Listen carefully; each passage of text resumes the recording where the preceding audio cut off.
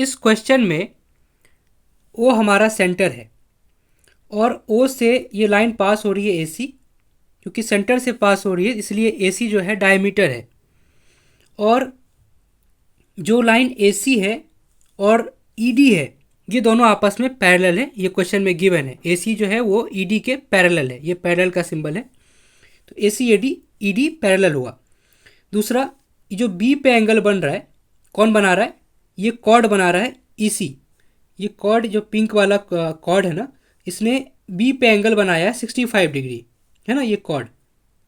और हमसे ये X पूछा गया है ना, ये जो एंगल CED है ये हमसे पूछा गया है X। ठीक, क्वेश्चन क्लियर है। अब हम जानते हैं कि सेम सेगमेंट में एंगल्स जो होते हैं बराबर होते हैं। अगर सेगमेंट सेम है तो सर्कल के सर पे जितना भी एंगल उस तरफ बनेगा वो सारा का सारा बराबर होगा।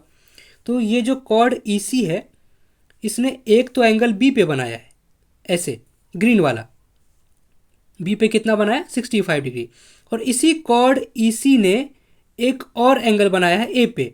सारा खेल देखने का है, अगर हमें दिख जाए कि कौन सा कॉर्ड कितने एंगल कहाँ पे बना रहा है तो आसान हो जाएगा। इस EC ने एक कॉर्ड B पे बनाया, एक एंगल B पे बनाया 65 डिग्री, दूसरा एंगल ये A पे बना रहा है। तो अगर ये 65 है तो ये भी 65 होगा, क्योंकि सेगमेंट सेम है। क्योंकि एक सेगमेंट तो पिंक वाले के नीचे है जो कि माइनर सेगमेंट हुआ, छोटा वाला सेगमेंट, एक सेगमेंट इसके ऊपर हुआ।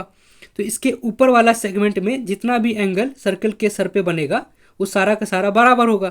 तो अगर ये 65 है तो ये 65 हो जाएगा। इतना ठीक है, सेम सेगमेंट में एंगल बराबर होते हैं। अगर ये अपने अंदर बनाता तो वो 65 नहीं होता, वो कुछ और होता। ठीक, अब इसके बाद क्या? अब दूसरी प्रॉपर्टी हम ये जानते हैं कि जो डायमीटर होता है वो सर्कल के सर पे कहीं भी एंगल बना ले वो हमेशा 90 डिग्री का बनता है। तो ये जो डायमीटर AC है ना, डायमीटर क्यों है? क्योंकि सेंटर से पास हो रहा है, ये सेंटर है। ये जो डायमीटर ने यहाँ पे एंगल बनाया है E पे, ये जो A वाली लाइन यहाँ पे और ये C वाली यहाँ पे जो बना है लाइन, ये जो टोटल एंगल है ये 90 डिग्री है। ये प्रॉपर्टी है सर्कल की। अब इसको ऐसे भी समझ सकते हैं, कुछ लोगों को अगर जिसको अजीब लग रहा है कि जिसने नहीं पढ़ा ये चीज़ कि डायमीटर कैसे 90 बनाता है, वो ये जानते होंगे कि सेंटर पे जितना एंगल बनता है उसका हाफ सर्कल के सरकमफ्रेंस पे बनता है। सेंटर पे जो भी एंगल बनता है सर्कल अपने सर पे उसका आधा बनाता है। तो अगर ये सेंटर अपने सर पे कितना बना रहा है, सेंटर पे कितना बना रहा है 180 डिग्री, है ना। ये तो स्ट्रेट लाइन है भाई, ये तो 180 होगा। तो सर्कल के सरकमफ्रेंस पे इसका हाफ बनेगा, तो 180 का हाफ 90 होता है। ऐसे भी समझ सकते हैं, ठीक है। इतना अगर समझ में आ गया तो अब ये दिख रहा है कि जो ACE ट्राइंगल है ना, 3 साइड है, A ये वाला और ये वाला, 2 ब्लैक और एक पिंक।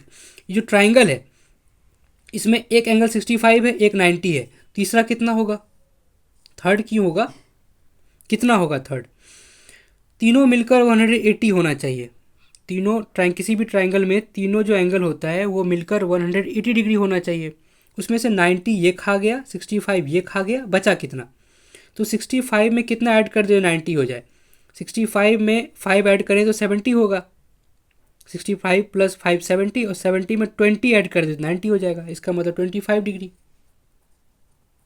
65 + 25 90 डिग्री, है ना। 65 + 5 70 और 70 20 90 डिग्री, और 90 और 90 180 पूरा।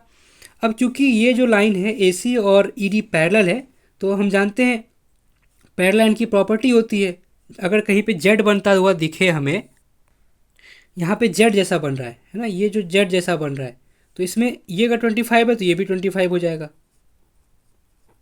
है ना। इसको क्या कहते हैं? अल्टरनेट एंगल्स, है ना। अल्टरनेट एंगल्स जो हैं वो बराबर होते हैं। जैसे ये लाइन, अगर ये लाइन है इसके पैरेलल ये एक और लाइन है, और तीसरी लाइन ने, किसी लाइन ने इसको दोनों को ऐसे कट कर दिया, तो ये वाला जो एंगल होगा और ये वाला जो एंगल होगा वो दोनों बराबर होगा। अगर ये x है ये भी x होगा। और ऐसे भी देख सकते हैं कि यहाँ Z जैसा बन रहा है, जहाँ भी अगर Z जैसा बनता है तो सारे के सारे एंगल, जैसे कि ऐसे अगर हम Z बनाएं, Z ऐसे बना सकते हैं, ये और ये अगर पैरेलल है, Z हम ऐसे भी, इसको उल्टा भी कर सकते हैं, है ना, कंफ्यूज नहीं होना है। इसका मिरर इमेज, इसको ऐसे उल्टा कर दिया, है ना, या फिर इसको हम ऐसे भी Z बना सकते हैं, इसे खड़ा कर दिया इसको उठा के, तो ये जितने भी एंगल हैं, ये वाले सब बराबर हैं आपस में, ये वाले ये वाले ये वाले ये वाले, है ना। ये अगर एक्स है तो ये भी एक्स है, ये एक्स है, ये एक्स है, ये एक्स है, ये एक्स है, ठीक है। जेड में ऐसा होता है।